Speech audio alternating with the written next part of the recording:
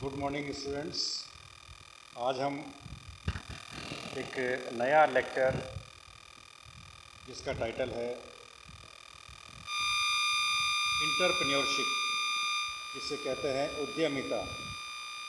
Entrepreneurship का main अर्थ है उद्यम लगाना, इंडस्ट्री को लगाना, और इंडस्ट्री को जो लगाता है व्यक्ति और सारे रिस्क वहन करते हुए man, material, money, machine, method, इनको ऑप्टिमाइजेशन करके जो एक प्रोडक्ट तैयार करता है उसे कहता है इंटरप्रेन्योर। तो काफ़ी इंटरेस्टिंग टॉपिक आज हम डिस्कस करने जा रहे हैं, जिसका टाइटल रहेगा इंटरप्रेन्योरशिप, और ये हमारे सिलेबस की यूनिट संख्या है 11। और इसके अंतर्गत आज हम दो टॉपिक कवर करेंगे। पहला है एक इंटरप्रेन्योर की परिभाषा, उद्यमी की परिभाषा। उसके पश्चात एक अच्छे इंटरप्रेन्योर के क्या लक्षण होने चाहिए या characteristics of a good entrepreneur. उसके पश्चात हम इंडस्ट्रियल पॉलिसी के बारे में जानकारी हासिल करेंगे। और इंडस्ट्रियल पॉलिसी, हमारा देश आज़ाद होने के पश्चात ही हमारे बहुत सारी चीज़ें संविधान के अंतर्गत चेंज हुई है। इंडस्ट्रियलाइजेशन की एक परिभाषा शुरुआत हुई थी, और इंडस्ट्रियल पॉलिसी के बारे में आपको बताने का प्रयास करूंगा डिटेल में। तो हमारे सब्जेक्ट का नाम है MA 310, और इसका टाइटल है industrial engineering and transport management.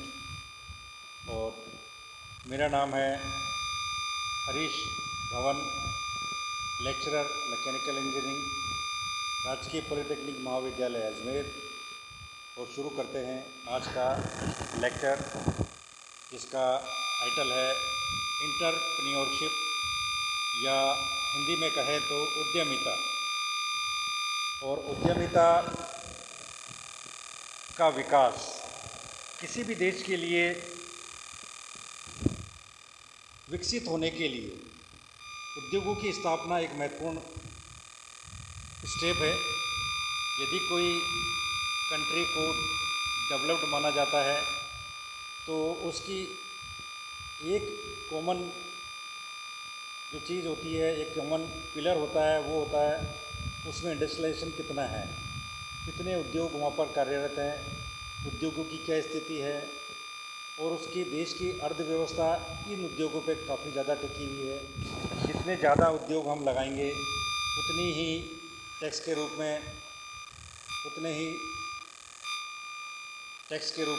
हमारे देश को रेवेन्यू अर्न होगा, अच्छे प्रोडक्ट हमें बनाने को मिलेंगे, अच्छे प्रोडक्ट कस्टमर्स को यूज़ करने के लिए मिलेंगे, अच्छी टेक्नोलॉजी का यूज़ हम अपने लोगों के लिए कर पाएंगे। तो इसमें मैं, जैसा कि इसमें लिखा हुआ है, नवीन उद्योगों को स्थापित करने के लिए उद्यमियों को आगे बढ़कर उद्योग लगाने के लिए कई प्रकार के प्रोत्साहन देकर प्रेरित किया जाने लगा। और रोल ऑफ इंटरप्रेन्योरशिप, एक इंटरप्रेन्योरशिप की भूमिका क्या होगी हमारे देश के लिए। तो इसका जो मूल सिद्धांत है वो है स्वयं की सहायता उत्तम सहायता है, अतः स्वरोजगार भी अन्य रोजगार हैं, तथा उद्यमिता की जनसंख्या स्वरोजगार की सर्वोत्तम सीमा है। भारत जैसे विशाल देश में जहां अधिकतर आबादी गांव में रहती है तथा देश की जनसंख्या में निरंतर वृद्धि हो रही है, ऐसी स्थिति में इन बेरोजगार व्यक्तियों को स्वरोजगार के लिए प्रेरित करने हेतु राष्ट्रीय स्तर पर नीति अपनाई गई, जिससे देश के प्रत्येक भाग में उद्योगों का चहुमुखी विकास हो सके। उद्यमिता यानी हमारा टॉपिक इंटरप्रेन्योरशिप मनुष्य में जन्म से उपलब्ध शक्ति, सामर्थ्य, ध्रुव स्थापना की अभिव्यक्ति, प्रकटीकरण आदि को उजागर करना है। उद्यमिता पैतृक वस्तु नहीं है तथा न ही धर्म, जाति, आर्थिक, सामुदायिक या सामाजिक स्तर पर निर्भर करती है। बल्कि ये तो मनुष्य के मानसिक स्तर पर निर्भर करती है। तो एक उद्यमिता एक व्यक्ति का पर्सनल इंटरेस्ट है। एक व्यक्ति अपना रोल प्ले करके जो उसने शिक्षा हासिल की है, अगर वो टेक्निकल व्यक्ति है, उसने ITI की हुई है और वो डिप्लोमा होल्डर है, वो इंजीनियरिंग बैकग्राउंड से है, डिग्रीधारी व्यक्ति है, तो हमारी सरकार ने बहुत सारी सुविधाएं इन लोगों के लिए स्वरोजगार से प्रेरित होने के लिए दे रखी हैं। इसके अंतर्गत भारत के प्रत्येक ज़िले में और हमारे राजस्थान में प्रत्येक ज़िले में जिला उद्योग केंद्र स्थापित किया हुआ है और उसका जो रोल होता है वो नए नए एंटरप्रेन्योर उद्यमियों को ट्रेनिंग देना, किस प्रोडक्ट की वो इंडस्ट्री लगाए जिससे कि हमारे राज्य की टोपोग्राफी के हिसाब से या हमारे राज्य के एरिया के हिसाब से कहाँ कौन सा उद्योग लगाना चाहिए, ये सारा जानकारी जिला उद्योग केंद्र के मार्फत हमें प्राप्त हो जाती है। और जिला उद्योग केंद्र की काफ़ी महत्वपूर्ण भूमिका है एंटरप्रेन्योरशिप को बढ़ावा देने के लिए। और इसी के साथ हमारे राज्य का एक संस्थान और है रीको। रीको एक राज्य सरकार का संस्थान है और यह किसी स्वरोजगार लगाने वाले व्यक्ति को उचित दरों पर भूखंड का आवंटन, प्लॉट का आवंटन करती है। और इसी के अंतर्गत राज्य सरकार ने रीको को यह अधिकार देते हुए एश्योर किया है कि वो प्रत्येक तहसील के ऊपर अपना इंडस्ट्रियल टाउनशिप डेवलप करे। तो प्रत्येक तहसील पर हमारे इंडस्ट्रियल टाउनशिप की योजना है, प्रत्येक ज़िले पर इंडस्ट्रियल एरिया डेवलप किए हुए हैं, वहाँ पर प्लॉट हेतु रीको को पाबंद किया हुआ है। इसी तरह लोन लेने के लिए RFC राजस्थान फाइनेंशियल कॉरपोरेशन को भी अधिकृत किया हुआ है, जो कि नए उद्यमियों को अपने योजना अनुसार लोन का प्रावधान करना। तो ये सारा का सारा जो है एंटरप्रेन्योरशिप के अंतर्गत आज हम डिस्कस करने जा रहे हैं। एक एंटरप्रेन्योर जो होता है उसके 4 प्रमुख अंग होते हैं। एक एंटरप्रेन्योर जो काम करता है हमारा, उसमें 4 M जो कि बार बार हम डिस्कस करते हैं, श्रमिक, labour, man power, man, material, money और मशीनरी। 4 M जनरली हम इंडस्ट्रियल इंजीनियरिंग में बार बार डिस्कस करते हैं और ये 4 M काफ़ी इम्पोर्टेंट है। और इन 4 M को जो टैकल करता है और इसके साथ साथ उनके अतिरिक्त उद्योग की सफलता का 5वां जो इनका मूल मंत्र है वह है जो उत्पादन कार्य का संचालन करता है और सारे रिस्क को कवर करता है। 4 M के अलावा 5वां जो है वो सारे रिस्क को कवर कर रहा है ऐसा व्यक्ति। तो ऐसे व्यक्ति को हम कहेंगे अच्छा एक उद्यमी कहेंगे। उद्यमी का ये रोल है। तो आगे आते हैं हम एक अच्छे उद्यमी की भूमिका। एक अच्छा उद्यमी में क्या होना चाहिए? एक अच्छे उद्यमी को निर्णय लेने की पहल तथा क्षमता होनी चाहिए। एक अच्छा उद्यमी त्वरित निर्णय लेने का सहभागी होता है। जितना जल्दी किसी इंडस्ट्री को लगाने के लिए वो निर्णय लेगा उतना ही जल्दी वो अपने लिए एक अच्छा बैकग्राउंड तैयार करता है।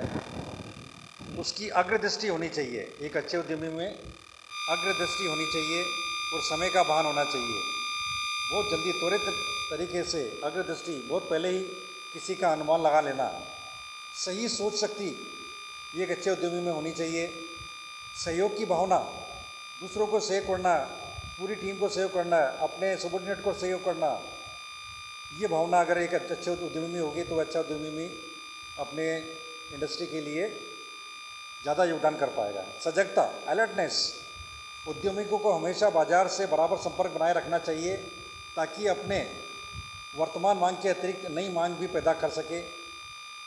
शक्ति और साहस, उद्यमी का स्वस्थ होना भी आवश्यक लक्षण है ताकि साहस और शक्ति के साथ मुश्किल कार्य करने की क्षमता उसमें डेवलप रहे।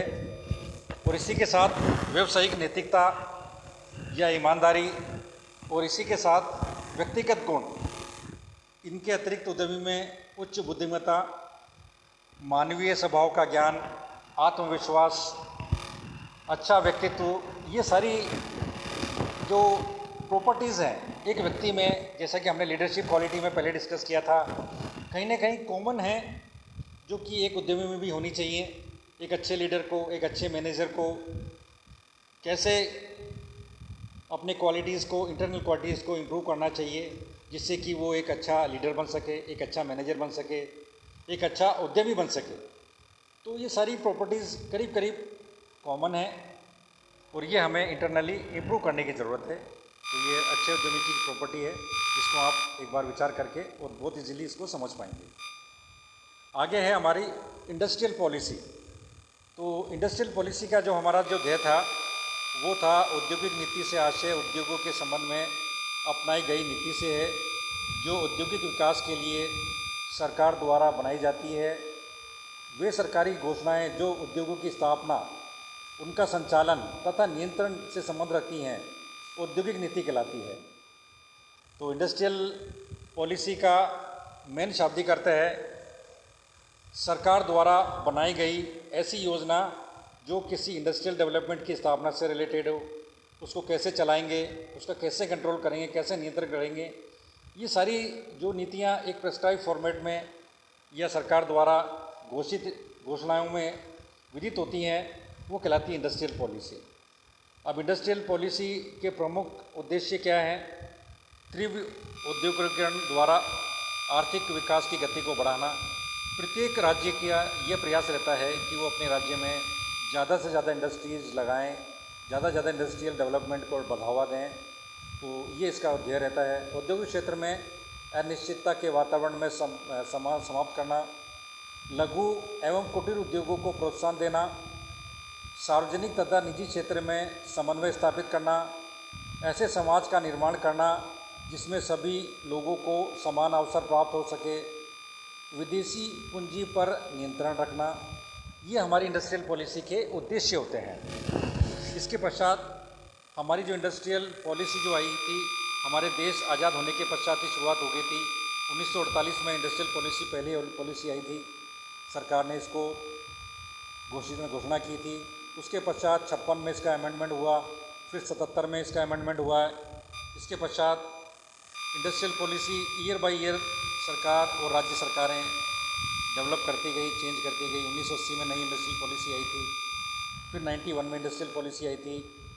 इसके पश्चात हम आते हैं हमारे राज्य सरकार की जो नवीन औद्योगिक नीति है, उसके बारे में हम इंडस्ट्रियल पॉलिसी में जानकारी हासिल कर लेते हैं। और जितनी भी पॉलिसी आई उनका जो मेन कंटेंट थे वो करीब करीब सेम थे। कहीं ना कहीं कुछ कंटेंट को ज़्यादा वेटेज देना, किसी को कम देना, हमारे राज्य की टोपोग्राफी के हिसाब से।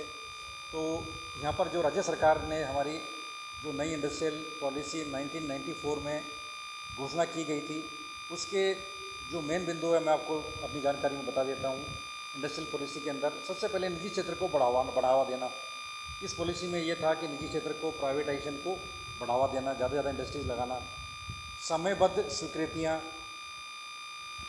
प्लॉट लेने के लिए स्वीकृति, इंडस्ट्री लगाने के लिए स्वीकृति, इंडस्ट्री को ऑपरेट करने की स्वीकृति, इंडस्ट्री को कंट्रोल करने की स्वीकृतियाँ, ये सारी टाइम बाउंडेड सरकार द्वारा की गई। फिर लेबर वाला जो डिपार्टमेंट होता है हमारा, वो इंडस्ट्रीज़ का प्रॉपर इंस्पेक्शन करे, उसके लिए इनको पाबंद किया जाना। लाइसेंस की अवधि 3 वर्ष से बढ़ाकर इसमें 4 वर्ष की गई।